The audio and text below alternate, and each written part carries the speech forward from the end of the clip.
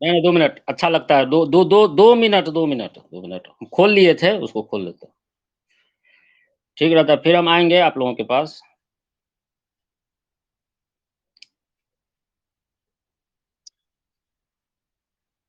हाँ, 2 minute 2 minute. Note वाला ही अच्छा है, हमको भी लगा थोड़ा-सा कि अच्छा है।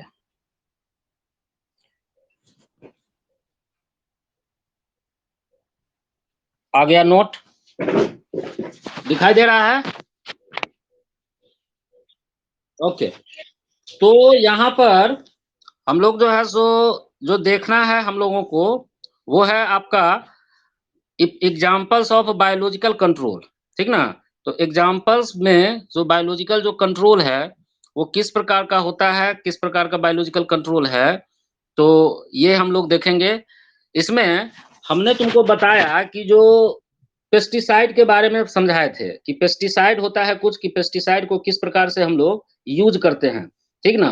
तो पेस्टिसाइड का जो यूज़ है, इसमें पेस्टिसाइड एक तरह का केमिकल था, है ना? और वो केमिकल का हम लोग यूज़ करते थे इस पेस्टिसाइड का और केमिकल के द्वारा इसको यूज़ किया जाता था और वो केमिकल क्या करता था तो जो भी कीड़े-मकोड़े या कुछ भी ऐसे पैथोजन हैं या कुछ भी ऐसे वीड हैं, उसको तो वो मारता ही था। साथ-साथ हम लोगों का कुछ यूज़फुल जो प्लांट है या वैसे कीड़े जो कि हमारे लिए फ़ायदा कारक हैं, चूँकि जब आप पढ़िएगा रिप्रोडक्शन चैप्टर प्लांट का तो आपको यह जानकारी मिलेगी कि बहुत सारे ऐसे इंसेक्ट हैं, जो क्रॉप फील्ड में पॉलिनेशन में बहुत अच्छा मदद करते हैं, ठीक है? तो उसको भी वो मार देता था, वो पेस्टिसाइड, ठीक है? या इंसेक्टिसाइड। तो इसके लिए अब क्या किया गया है कि कुछ ऐसे तरह के माइक्रो ऑर्गेनिज्म का यूज़ किया गया है, जो बायोलॉजिकल कंट्रोल को कर सके। एग्ज़ाम्पल्स बायोलॉजिकल कंट्रोल का मतलब कि इसमें वो माइक्रो ऑर्गेनिज्म का यूज़ होगा, ठीक है? जो हमारे क्रॉप्स को नुकसान पहुँचाने वाले विभिन्न प्रकार के जो चाहे वो वीड्स हों या फिर आपका कुछ ऐसा पेस्ट या कीड़ा है जो हमारे फसल को नुकसान पहुँचाते हैं, उसको मारने के लिए इसका यूज़ किया जाता है, ठीक? तो चूँकि यह एक लिविंग थिंग्स है इसीलिए इसको बायोलॉजी कहेंगे और चूँकि कंट्रोल हम कैसे कर रहे हैं तो किसी न किसी लिविंग थिंग्स के द्वारा so it is called what? Biological control.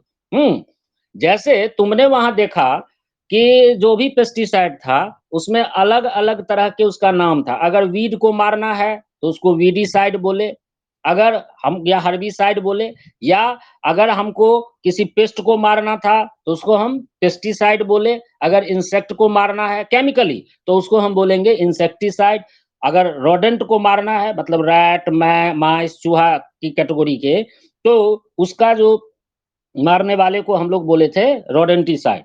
तो इसी प्रकार से जो माइक्रोब्स के द्वारा जो बायोलॉजिकल कंट्रोल किया जाता है, उसका भी अलग-अलग तरह का नाम है। उसका अलग-अलग तरह का नाम क्या है? तो उसमें भी आएँगे अगर मान लीजिए कि हमको ऐसा कुछ माइक्रो ऑर्गेनिज़्म हैं, ऐसे कुछ माइक्रोब्स हैं, जो अगर केवल और केवल वीड को कंट्रोल करें और कुछ खास तरह के स्पेशलाइज़्ड वीड्स के ग्रोथ को अगर रोके, वीड्स का मतलब क्या था? वीड्स का मतलब बोले थे द अनवांटेड प्लांट हाँ, इन आवर क्रॉप फील्ड जो हमारे खेत में जो वैसे पौधे जो कि जिसकी ज़रूरत नहीं है, वो अगर उग आवें, तो उनको हम बोलते हैं वीड। तो उस वीड को भी अगर बायोलॉजिकली कंट्रोल किया जाए या किसी माइक्रोब्स के द्वारा अगर उसको कंट्रोल किया जाता है, तो उसको हम बोलेंगे बायो हर्बिसाइड। उसी तरीके से अगर मान लीजिए कि कोई इंसेक्ट को स्पेसिफिक इंसेक्ट को मारे, तो उसको बोलेंगे बायो इंसेक्टिसाइड, है ना? तो अलग-अलग तरह के ऐसे विभिन्न प्रकार के माइक्रोब्स हैं, जो हमको मदद करते हैं। इसी में सबसे पहला जो चीज़ है, वो है आपका बायो हर्बिसाइड्स। बायो हर्बिसाइड्स का मतलब क्या हुआ? ये ऐसे माइक्रोब्स होंगे, ये इस प्रकार के माइक्रोब्स होंगे जो स्पेसिफिक वीड प्लांट को मारेंगे। जो सबसे पहला बायो हर्बिसाइड्स था, उसको जो डेवलप किया गया था, सबसे पहला बायो हर्बिसाइड ये आपको डेवलप हुआ था 1961 में और ये था क्या? ये माइको हर्बिसाइड था। माइको हर्बिसाइड जहाँ पर भी माइको वर्ड लगा हो, हाँ, जहाँ पर भी आपका माइको, ये जो माइको वर्ड लगा हुआ है, जहाँ पर भी माइको लगा हो इसका मतलब आप समझ जाइएगा कि यह फंगाई है, ठीक है? जहाँ भी माइको वर्ड लगा हो, कहीं पर लिख लीजिए अगर लिख सकते हैं तो। माइको वर्ड लगने का मतलब कि यह एक तरह का फंगाई है। तो यह एक माइको हर्बिसाइड है यानी कि एक ऐसा फंगाई जो कि वीड को मारता है। इसको डिराइव कहाँ से किया गया था? तो एक फंगस से डिराइव किया गया था जिसका नाम था फाइटोप्थोरा पल्मीभोरा। यहाँ लिखा हुआ है फाइटोप्थोरा पल्मीभोरा, है ना? जो कंट्रोल करता था साइट्रस ऑर्किड। साइट्रस ऑर्किड का मतलब हुआ जो नींबू का जो प्रजाति है या नींबू ही कह लो एक तरीके से, तो और ऑर्किड का मतलब होता है बगीचा, ठीक? उस नींबू के बगीचे में एक खास तरह का वीड, जिस वीड का नाम है milk weed vines. Milk weed vines, ये एक तरह का वीड था और इस वीड को कंट्रोल किया जाता था इस माइको हर्बिसाइड के द्वारा। जो माइको हर्बिसाइड हम लोग प्राप्त करते थे किससे किससे किया गया था? फाइटोप्थोरा पल्मीभोरा से। देखिए मिल्क वीड, तो ये मिल्क वीड नाम है। वाइन्स का मतलब होता है बायोलॉजी में कहा जाता है कि जो कुछ भी, जैसे तुम लोग देखते होगे कि विभिन्न प्रकार के ऐसे पेड़ पौधे जो कि लत्ती वाला होता है, जो जिसको सहारे की जरूरत पड़ती है, जैसे कद्दू हुआ आपका, उसके बाद में खीरा हुआ, है ना? या अंगूर का पेड़ हुआ। तो इसी तरीके का जो पेड़ होता है उसको हम लोग, करेला भी आता है उसी कैटेगरी में, आपका परवल भी आता है।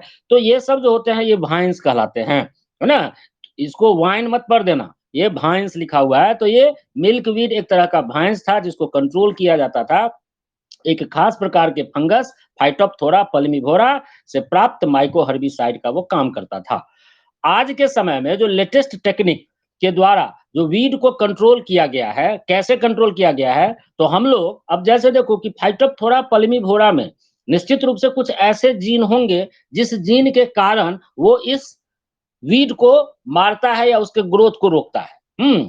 अब क्या किया गया कि ये फाइटोप्थोरा पल्मीभोरा के जीन को अगर हम अपने क्रॉप प्लांट में डाल दें, जैसे कि उस साइट्रस के बगीचा में के में जो प्लांट जो हम ग्रो करा रहे थे, उस प्लांट में ही अगर इसका जीन चला जाएगा, तो क्या होगा कि अब उसको अलग से हमको ये फंगस का यूज़ नहीं करना पड़ेगा। ऑटोमैटिकली जो है सो वो प्लांट ही उतना ज़्यादा डेवलप हो जाएगा कि वो उस वीड को खुद ब खुद ग्रोथ, उसके उसके ग्रोथ को वो रोक देगा। तो जेनेटिक इंजीनियरिंग के द्वारा लेटेस्ट टेक्निक आपको डेवलप्ड हुआ है। और इसके द्वारा ट्रांसजेनिक क्रॉप यानी कि किसी दूसरे प्लांट का अगर जीन या किसी दूसरे प्लांट का वैसा प्लांट जिसमें कुछ स्पेसिफिक कैरेक्टर वाले जो जीन है, उस जीन को अगर हम अपने यूजफुल प्लांट में ट्रांसफर करें, किसके द्वारा? जेनेटिक इंजीनियरिंग के द्वारा। तो ये जो चीज होता है उसके बाद उस प्लांट को हम लोग क्या कहेंगे? Transgenic plant. ऐसा एनिमल में भी होता है जो उसमें कुछ जीन को ट्रांसफर कर दिया जाता है, तो वहां पर वो यूज हो जाएगा ट्रांसजेनिक एनिमल। चूंकि हम लोग क्रॉप प्लांट में इस तरह का ट्रांसफर किए हैं, तो इसको बोला जाएगा ट्रांसजेनिक क्रॉप प्लांट। इसमें विभिन्न प्रकार के फसल को डेवलप किया गया है, जैसे आपका टोमेटो है, टोबैको है, और भी विभिन्न प्रकार के चीज हैं।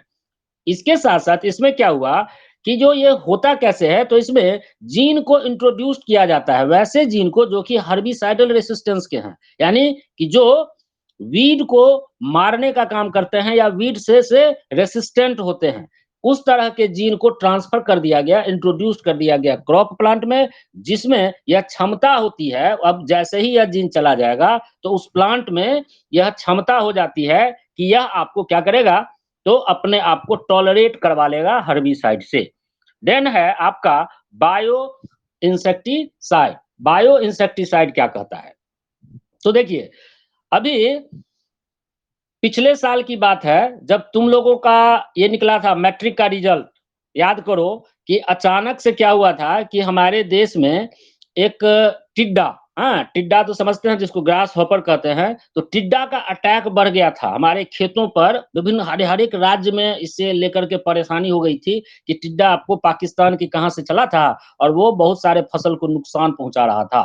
तो देखा गया है कि विभिन्न प्रकार के ऐसे हार्मफुल इंसेक्ट या पेस्ट हैं या उसके जो लार्वी होते हैं, ये क्या करते हैं कि दूसरे ऑर्गेनिज्म यानी कि दूसरे तरह के ऑर्गेनिज्म के ग्रोथ को वो रोकते हैं। और वो अगर उसके ग्रोथ को रोकेगा या उसके मारेगा। देखो विभिन्न प्रकार के ऐसे हार्मफुल इंसेक्ट पेस्ट हैं, यानी कि उस किसी खास तरह के इंसेक्ट या पेस्ट के लिए वो हार्मफुल होते हैं, उनके लिए वो नुकसानदायक होते हैं या उसके लार्वी के लिए भी वो नुकसानदायक हो सकते हैं। तो वो क्या करेगा कि वो उसके लिए एक तरह का पैथोजन हो गया, क्योंकि वो बीमार करेगा या उसके लिए एक तरह का शिकार हो गया। जैसे कि एक क्या है कि एक एक इंसेक्ट है जिसका नाम है lady bird beetle. Lady bird beetle एक इंसेक्ट है जिसको हम लोग कहते हैं कॉक्सिनेला। ये क्या करता है तो एफिड प्लांट पेस्ट को कंट्रोल करता है, जिसको एफिड कहते हैं। एफिड जैसे तुम लोग देखा होगा कि आम में बहुत ही छोटा छोटा कीड़ा लगता है, बहुत ही छोटा छोटा काला रंग का है, या आपको आप सीम के पेड़ में देखिएगा कि उसमें भी वो लग जाता है। हम लोग मैथिली भाषा में उसको लाही कहते हैं। तो वो जो लाही जो है इसको कंट्रोल करने का काम यह लेडी बर्ड बीटल एक छोटा सा कीड़ा है जो उस लाही को या उस एफिड्स को बड़ा प्रेम से खाता है, उसको बहुत ही अच्छा लगता है इसको खाने में। एक और है आपका dragon fly. Dragon fly, dragon fly कहने का मतलब हुआ तुम लोग तितली तो देखा है, ठीक है? तितली में एक तितली जो वैरायटी है, एक तितली तो जो जनरल जो बटरफ्लाई है वो तो है ही। ड्रैगन फ्लाई होता है जो आपको जिसका पंख दोनों तरफ रहता है, रात में उड़ता रहता है बराबर। ये क्या करता है कि तुम देखोगे कि शाम के समय में काफ़ी ज़्यादा मात्रा में यह आसमान में मंडराते रहता है। ये काहे मंडराता है? ये इस कारण से मंडराता है कि इसको मॉस्क्विटो खाना बहुत अच्छा लगता है। और शाम के समय में कभी भी आप कहीं पर खड़ा रहिएगा, किसी ऐसे ओपन स्पेस में, तो आपके सर के ऊपर देखेगा कि काफ़ी सारा मच्छर मंडराते रहता है। तो यह जो ड्रैगन फ्लाई है, जिसको हम लोग सिम्पेट्रम कहते हैं, ये मॉस्क्विटो को कंट्रोल करता है, यानी कि ये मॉस्क्विटो को खाता है, इस कारण से ये मॉस्क्विटो को कंट्रोल करता है। तो इसको इस कारण से हम लोग बोलते हैं मॉस्क्विटो हॉक। हॉक एक प्रकार का शिकारी पक्षी है, ठीक इसी प्रकार से यह भी शिकार करता है। अब देखो कि हम लोग कुछ केमिकल का यूज़ करते हैं मॉस्क्विटो को मारने में, तो उसका तो कुछ न कुछ प्रभाव हमारे हेल्थ पर भी पड़ता है। लेकिन अगर इस ड्रैगन फ्लाई के द्वारा अगर कंट्रोल होगा, तो यह हमारे स्वास्थ्य को भी नहीं नुकसान पहुँचाएगा, हमारे इकोसिस्टम को भी यह खराब नहीं करेगा और आसानी से आपका मॉस्क्विटो भी कंट्रोल हो जाता है। ये एक खास तरह का एक पैथोजेनिक वायरस है जिसका नाम है बैकुलोवायरस। बैकुलोवायरस एक पैथोजेनिक वायरस है जो क्या करता है तो इन्फेक्ट करता है और मार देता है विभिन्न प्रकार के इंसेक्ट पेस्ट या कुछ खास तरह के ऑर्थ्रोपोड पेस्ट। ऑर्थ्रोपोड का मतलब जो आपका जो ग्रास हॉपर है वो भी ऑर्थ्रोपोडा के अंतर्गत आता है। क्लास इंसेक्टा और ऑर्थ्रोपोडा यानी कि कीड़े मकोड़े को मारने का काम करता है एक खास प्रकार का वायरस जिसका नाम है बैकुलो वायरस। ये बहुत इंपॉर्टेंट चीज है, इससे रिलेटेड आपको कुछ सवाल आ सकते हैं। तो बैकुलो वायरस एक पैथोजेनिक वायरस जो इन्फेक्ट और किल करता है विभिन्न प्रकार के इंसेक्ट पेस्ट को या दूसरे तरह के ऑर्थ्रोपोड पेस्ट को। ये जो वायरस है, इस वायरस की क्वालिटी क्या है? इस वायरस की क्वालिटी है कि इस वायरस में एक स्पेसीज स्पेसिफिक और नैरो स्पेक्ट्रम इंसेक्टिसाइडल इफेक्ट होता है। स्पेसीज स्पेसिफिक समझिए, ये जो वर्ड लिखा हुआ है स्पेसीज स्पेसिफिक। स्पेसीज स्पेसिफिक का मतलब हुआ कि यह वायरस किसी खास तरह के स्पेसीज को ही मारता है, यानी कि इंसेक्ट या पेस्ट में सारे इंसेक्ट या सारे पेस्ट को नहीं मारता है। जैसे देखो अभी कोरोना केवल और केवल इंसान को हो रहा है, किसी दूसरे जानवर में यह नहीं पाया जाता है। तो ठीक वो भी एक स्पेसीज स्पेसिफिक हो गया। तो यहाँ जो यह जो वायरस है यह भी आपका स्पेसीज स्पेसिफिक है और इसका एक नैरो स्पेक्ट्रम इंसेक्टिसाइडल इफेक्ट है। नैरो स्पेक्ट्रम मतलब संकीर्ण, नैरो का हिंदी होता है संकीर्ण, यानी कि यह कुछ कुछ खास खास इंसेक्ट को वो मारने का काम करता है। इस कारण से इसको हम बोलते हैं नैरो स्पेक्ट्रम इंसेक्टिसाइडल इफेक्ट। अब क्या करें, अगर ये इस तरह का बात हो गया तो इसका बेनिफिट क्या होगा?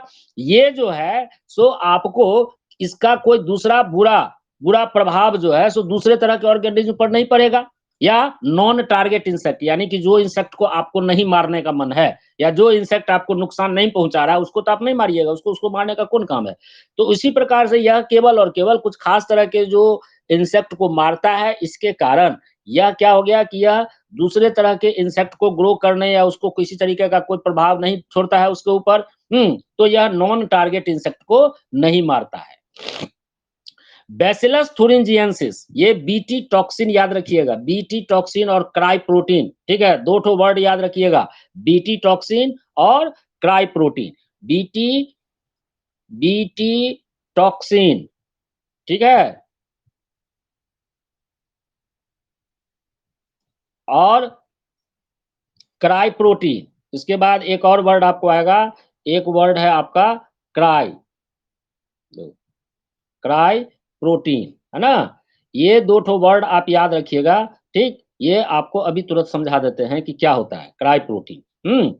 यहाँ पर जो चीज था कि आपका कि बैसिलस thuringiensis, ये बीटी, ठीक है, ये बैसिलस thuringiensis या इसको शॉर्ट फॉर्म में बीटी कहते हैं। यह एक बैक्टीरियम है, बैक्टीरियम का मतलब बैक्टीरिया, जो कि एक खास प्रकार का प्रोटीन टॉक्सिन निकालता है। प्रोटीन टॉक्सिन मतलब, टॉक्सिन का मतलब तो जहर होता है।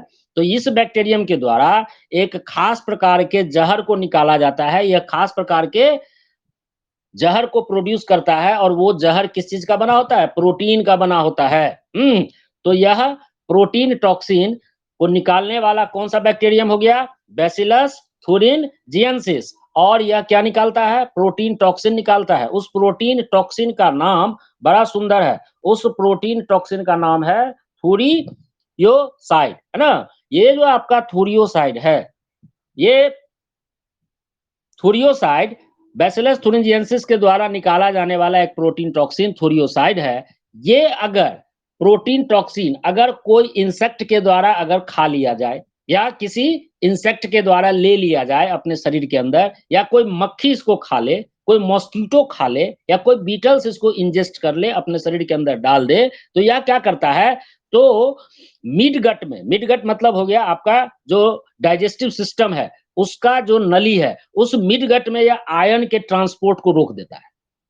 हाँ, उस कीड़ा, जो कीड़ा इस टॉक्सिन यानी कि थूरियोसाइड को खा लिया, उस थूरियोसाइड को खाने के बाद उसके शरीर में जैसे ही यह जाता है, तो वह उसके मिडगट में आयन ट्रांसपोर्ट को रोक देता है। यानी कि कुछ भी आयन एक्सचेंज होगा, आयन एक्सचेंज करने का मतलब कि जो कुछ भी शरीर में खाना है, वो आयन के द्वारा ही ना जाएगा सेल के पास, तो उसको वो रोक देता है, और इस प्रकार से वो क्या होगा? वो मर जाएगा। इस बैक्टीरियम के जो स्पोर हैं, हाँ, वैसा स्पोर, यानी कि इस एक तरीके से इसको भी तुम जीन ही कह सकते हो। तो इस बैक्टीरियम का जो स्पोर, यानी कि स्पोर से नए तरह के बैक्टीरियम को डेवलप किया जाता है। तो जो स्पोर जो इस बैक्टीरियम का जो आया, हाँ, ये जो प्रोड्यूस्ड होता है, उसको हम लोग बोलते हैं इंसेक्टिसाइडल क्राई प्रोटीन। है तो यह थूरियोसाइड ही, लेकिन हम लोग उस खास तरह के प्रोटीन का एक स्पेसिफिक नाम दिया गया है। उस स्पेसिफिक नाम वाले प्रोटीन को हम लोग बोलते हैं क्राई प्रोटीन, जो कि इंसेक्टिसाइडल यानी कि इंसेक्ट को मारने वाला होता है।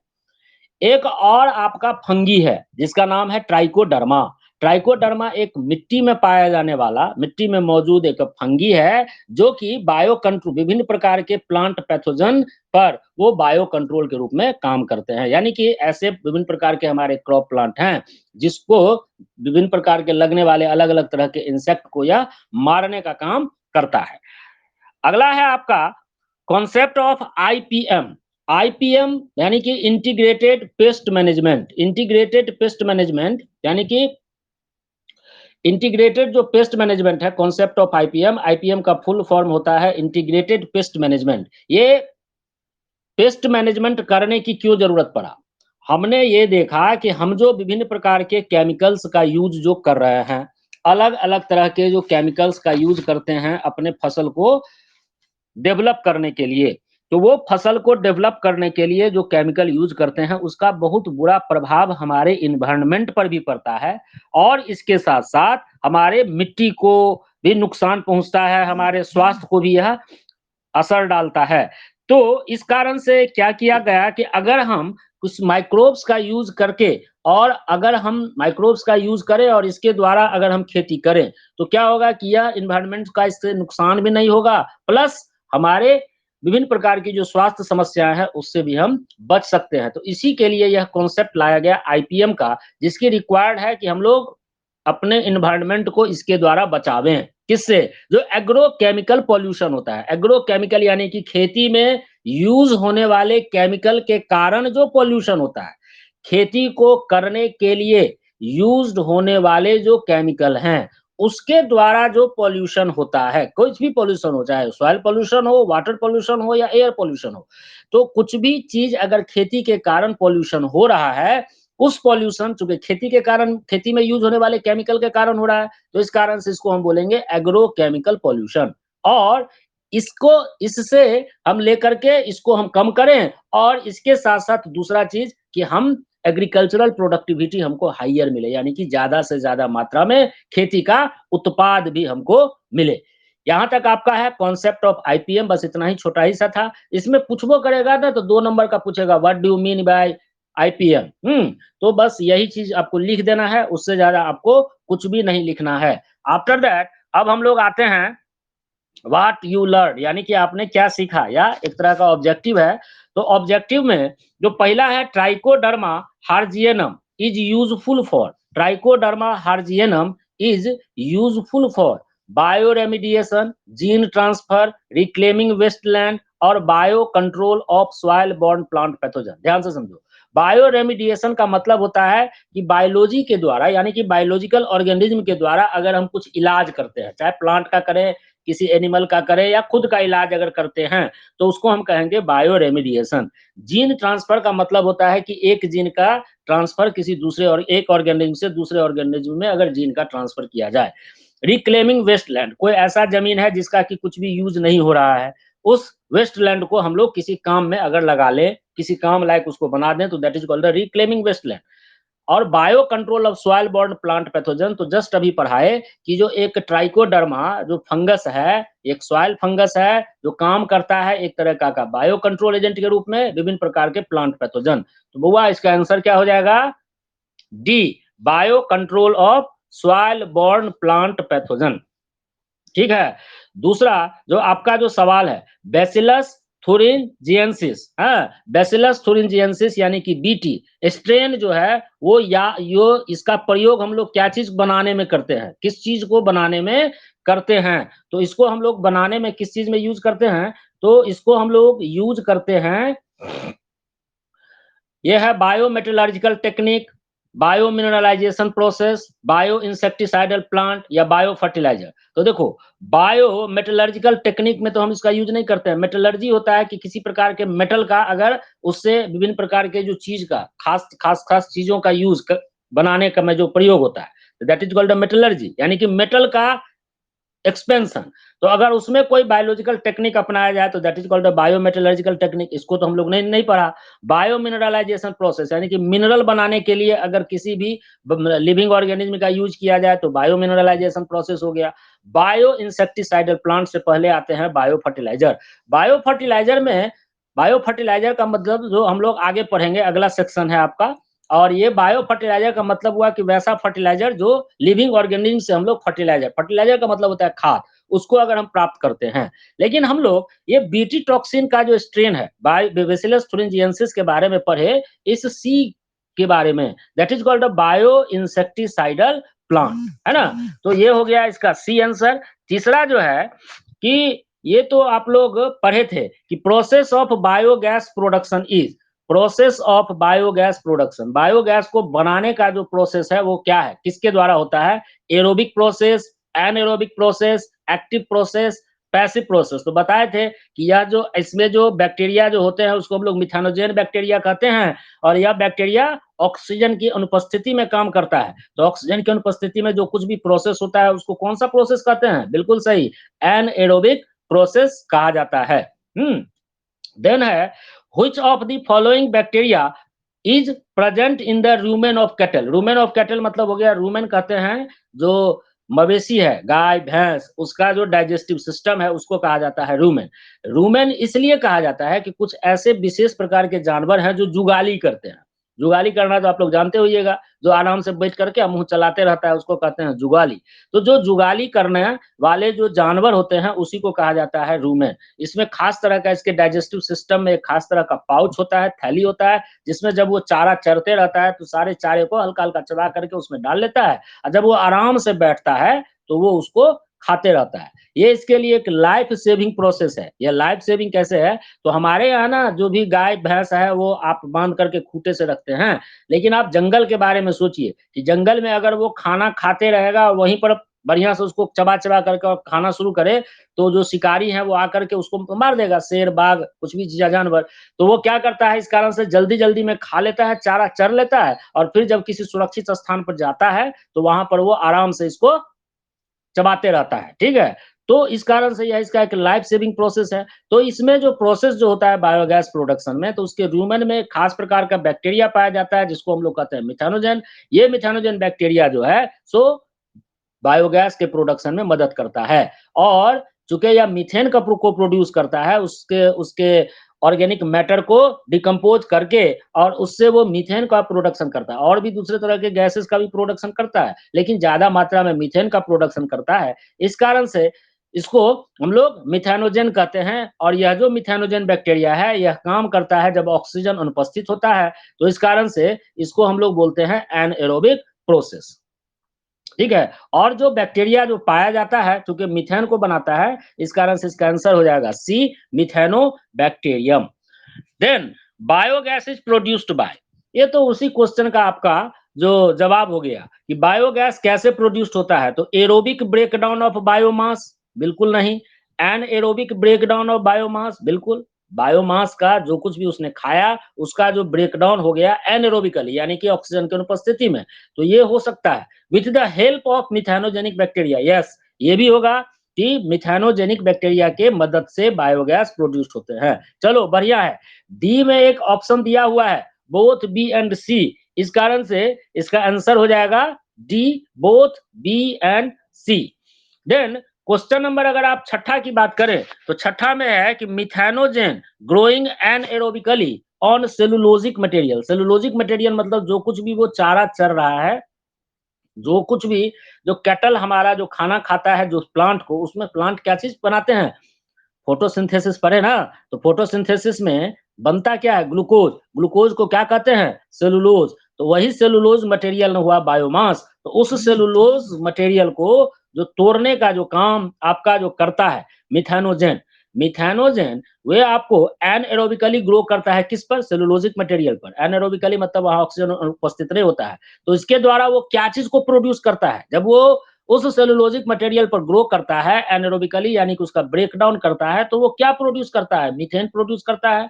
मीथेन और कार्बन डाइऑक्साइड प्रोड्यूस करता है, मीथेन और हाइड्रोजन प्रोड्यूस करता है, मीथेन कार्बन डाइऑक्साइड और हाइड्रोजन प्रोड्यूस करता है। बिल्कुल, मीथेन सबसे ज्यादा मात्रा में तो प्रोड्यूस करता है, लेकिन उसके साथ साथ वो कार्बन डाइऑक्साइड और हाइड्रोजन को भी प्रोड्यूस करता है। यानी कि उसके साथ साथ वो मीथेन, कार्बन डाइऑक्साइड और हाइड्रोजन को भी प्रोड्यूस करने का काम करता है। सातवां क्वेश्चन है which of the following is not used as a biopesticide, इसमें से कौन सा जो है सो बायोपेस्टिसाइड के रूप में यूज नहीं होता है। तो सातवां में देखिए कि इसमें से कौन बायोपेस्टिसाइड्स के रूप में यूज नहीं होता है। इसमें पहला है ट्राइकोडर्मा हार्जियनम, दूसरा है न्यूक्लियो पॉलीहेड्रोवायरस, तीसरा है सी में है जेंथोमोनस कैम्पेस्ट्रिस और डी में है बैसिलस thuringiensis। देखो इसमें ए के बारे में अभी पढ़े, ट्राइकोडर्मा हार्जियनम के बारे में पढ़े, बैसिलस thuringiensis के बारे में भी पढ़ लिए कि यह बायोपेस्टिसाइड यानी कि पेस्ट को कंट्रोल करने का काम करता है, और न्यूक्लियो पॉलीहेड्रोवायरस वो जो आपका बैकुलो वायरस था उसको कहते हैं। ठीक, तो इसका आंसर हो जाएगा बुआ ये जेंथोमोनास कैम्पेस्ट्रिस के बारे में हम लोग नहीं जानकारी है, तो इस कारण से इसका आंसर लिखिए जेंथोमोनास कैम्पेस्ट्रिस।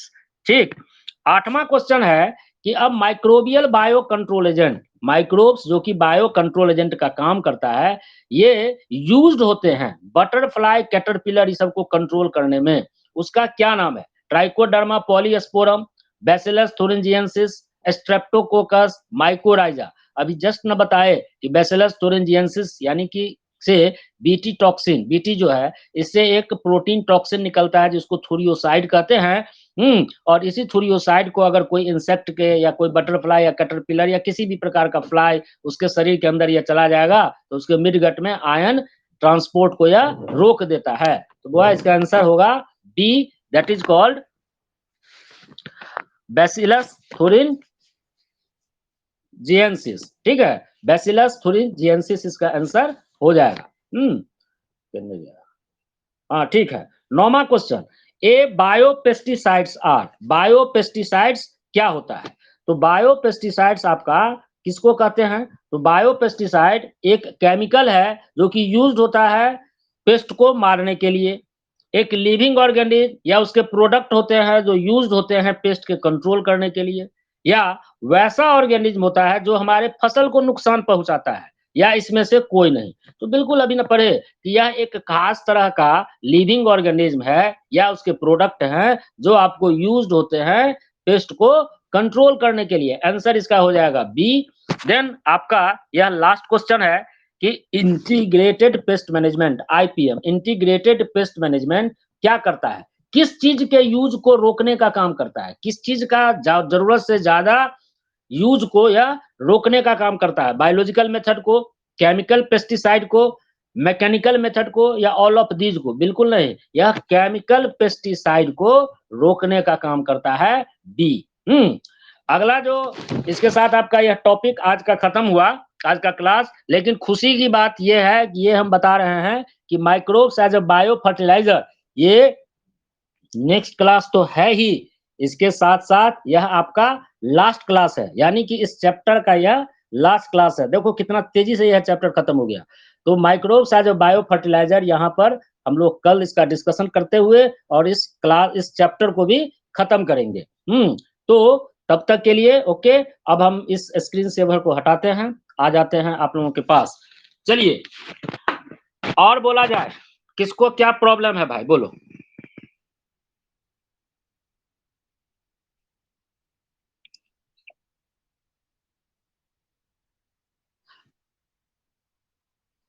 देखो आईपीएम जो था, आईपीएम के बारे में बताए थे कि जो आईपीएम इंटीग्रेटेड पेस्ट मैनेजमेंट का बेसिक जो काम है, मैनेजमेंट का मतलब होता है प्रबंधन, हाँ, माने किस प्रकार से हम काम करें।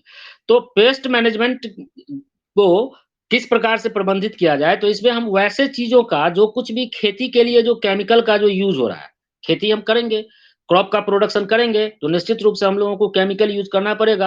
वो केमिकल का अलग अलग रूप हो सकता है, फर्टिलाइजर भी हो सकता है, इसके साथ साथ आपका पेस्टिसाइड भी हो सकता है, इंसेक्टिसाइड भी हो सकता है, विभिन्न प्रकार का केमिकल जो कि बनते हैं फैक्ट्रीज में, उसका जो हम लोग यूज करते हैं तो उसका प्रभाव बहुत बुरा पड़ता है हमारे इन्वायरमेंट पर, और इसके साथ साथ हमारे शरीर पर भी, हमारे स्वास्थ्य पर भी, हमारे हेल्थ को भी यह हैम्पर करने का काम करता है। तो कुछ ऐसा व्यवस्था ये क्या करता है, तो हम लोग बायोलॉजिकल यूज करें, विभिन्न प्रकार के माइक्रोब्स के द्वारा, जो हम उस केमिकल के बदला में यूज करें और वो हमको वही रिजल्ट दे जो वो केमिकल देता है। तो इससे क्या बेनिफिट होगा, हमारा एनवायरनमेंट को भी नुकसान नहीं पहुंचेगा और हमारे खुद का जो शरीर है उस पर भी किसी प्रकार का कोई नुकसान नहीं पहुंचेगा। तो इसको जो लार्ज स्केल पर जो यूज करना और एग्रो केमिकल जो सब्सटेंस है, पॉल्यूटेंट है, उसको हटाना, उसको रिप्लेस करने का जो काम होता है, वही इसका कहते हैं इंटीग्रेटेड पेस्ट मैनेजमेंट, यानी कि आईपीएम।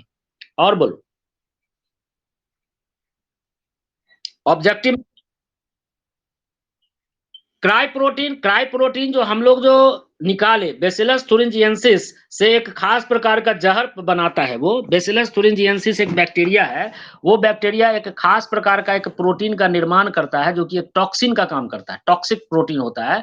तो टॉक्सिक हम लोगों के लिए वो प्रोटीन नहीं है, वो स्पेशली वो इस प्रकार का प्रोटीन है कि मान लीजिए कि कोई कीड़ा के शरीर के अंदर वो चला गया, किसी खास तरह के इंसेक्ट के अंदर वो चला जाता है, तो वो उसके मिड गट में जाकर के आयन ट्रांसपोर्ट को रोक देता है। आयन ट्रांसपोर्ट को जैसे ही रोकता है तो वो जो कीड़ा है वो मर जाता है। वो बैक्टीरिया उस कीड़ा को मारने का काम करता है, चाहे कैटरपिलर है, विभिन्न प्रकार का बटरफ्लाई है, या बहुत सारे ऐसे कीड़े मकोड़े हैं जिसको कि वो मारता है।